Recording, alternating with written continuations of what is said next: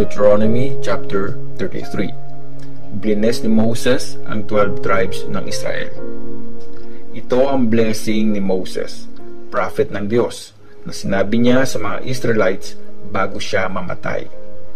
Dumating si Lord mula sa Mount Sinai at sumikat sa Edom na parang araw. Nagliwanag sa bayan niya galing Mount Paran. 10,000 na mga anghel ang kasama niya. Nagliliyab na apoy ang nasa kanang kamay niya. Mahal ni Lord ang kanyang bayan at lahat ng pinili niya ay iniingatan. Kaya sa kanyang paanan, yumuyuko sila at tumatanggap ng gabay mula sa kanya.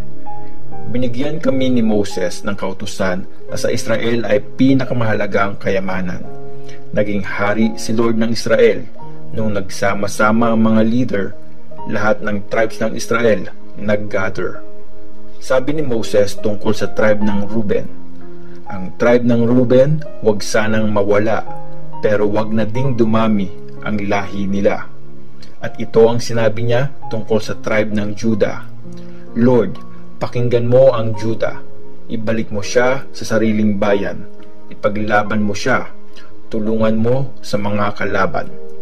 At ang sabi niya tungkol sa tribe ng Levi, ibigay mo kay Levi ang iyong tumim. Ibigay sa loyal mong servant ang iyong urim. Sinubok mo siya sa Masa, nilabanan sa springs ng Meriba. Sinabi niya tungkol sa magulang niya, wala akong paki sa kanila. Tinakwil ang mga kapatid niya. Binaliwala ang mga anak niya. Kasi sinunod niya ang iyong kautusan at naging tapat sa iyong kasunduan. Tinuturo niya kay Jacob ang rules mo, ang iyong utos kay Israel. Sa harap mo, maglalagay siya ng insenso at buong offering na susunugin sa altar mo. Lord, bigyan mo siya ng kakayanang sumagana. Tanggapin mo ang mga ginagawa niya. Durugin mo ang kanyang mga kalaban para ang mga galit sa kanya di na makabangon pa. Tungkol sa tribe ng Benjamin, sabi niya, ang minamahal ni Lord, laging safe sa piling niya. Ang pinakamataas, buong araw siyang binabantayan at sinasamahan. At tungkol sa tribe ng Joseph, sabi niya, i-bless sana ni Lord ang lupain niya ng hamog na galing sa langit at tubig na mula sa ilalim ng lupa, ng magagandang bungang pinahinog ng araw, magagandang ani sa tamang buwan. Magkaroon sana ang matatandang bundok niya ng pinakamagandang bunga mula sa hills na walang hanggan, aning masagana.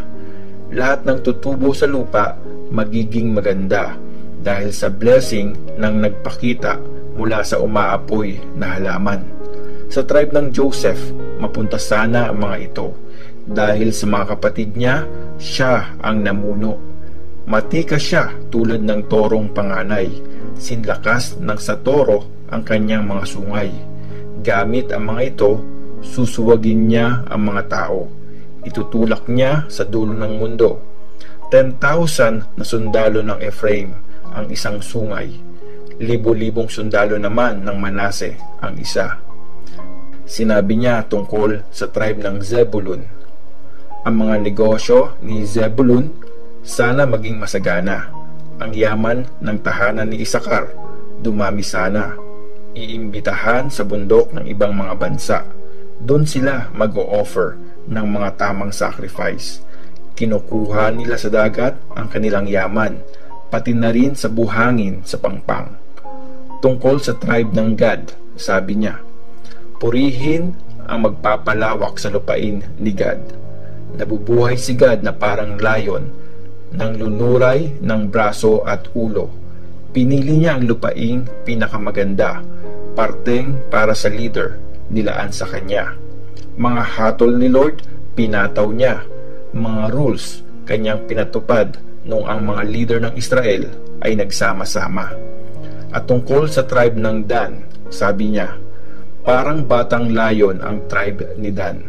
Mula sa lungga niya sa Bashan, tumatalon at sumusugod sa kalaban. At tungkol sa tribe ng Naphtali, sabi niya, Naphtali, sobrang blines ka ni Lord. Kunin mo yung teritoryong nasa west hanggang sa south ng lupain nyo. At tungkol sa tribe ng Asher, sabi niya, gawin sanang pinaka-bless si Asher sa magkakapatid.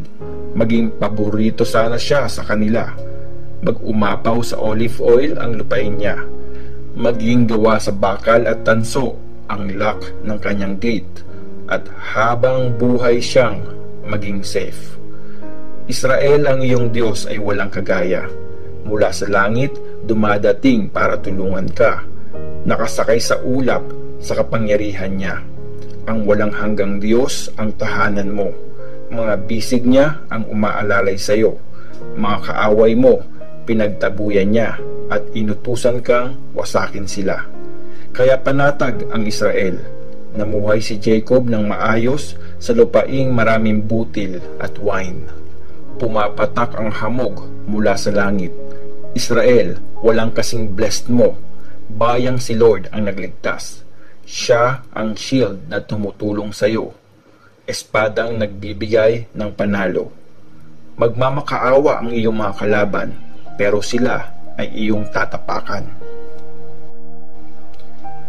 Deuteronomy chapter 34. Ang pagkamatay ni Moses. Umakyat si Moses mula sa kapatagan ng Moab papuntang Mount Nebo sa tuktok ng Pisgah na nasa kabila ng Jericho. At doon pinakita sa kanya ni Lord ang buong lupain mula Gilead hanggang Dan, buong Naphtali, lupain ng Ephraim at Manasseh, at ang buong lupain ng Judah hanggang Mediterranean Sea. Pinakita din niya ang southern part ng Judah at ang valley ng Jericho na city ng palm trees hanggang sa Zoar.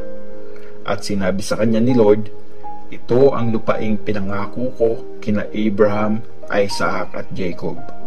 Sinabi kong ibibigay ko ito sa lahi nila. Pinakita ko ito sa iyo pero di ka makakapunta doon. Tapos, namatay si Moses, ang servant ni Lord sa lupain ng Moab gaya nga ng sinabi ni Lord. Nilibing niya si Moses sa Bet-peor, pero walang may alam hanggang ngayon kung saan talaga siya nakalibing. Namatay si Moses sa edad na 120. Hindi lumabo ang mata niya o nanghina ang katawan niya. Nagluksa ang mga Israelites para kay Moses sa kapatagan ng Moab ng 30 days. Si Joshua na anak ni Nun ay puno ng karunungan kasi pinatong ni Moses ang kamay niya at inappoint niya si Joshua na pumalit sa kanya. Sinunod ng mga Israelites si Joshua at ginawa nila ang inutos ni Lord kay Moses. Wala nang prophet sa Israel ang gaya ni Moses na nakipag-usap kay Lord ng harapan. Wala na ding nakagawa ng mga himala at nakakatakot na bagay na pinagawa sa kanya ni Lord sa Egypt, sa hari nito at mga tauhan niya at sa buong lupain. Walang ibang katulad niya na nakagawa ng mga makapangyarihan, matitindi at nakakatakot na bagay na ginawa ni Moses sa harap ng buong Israel.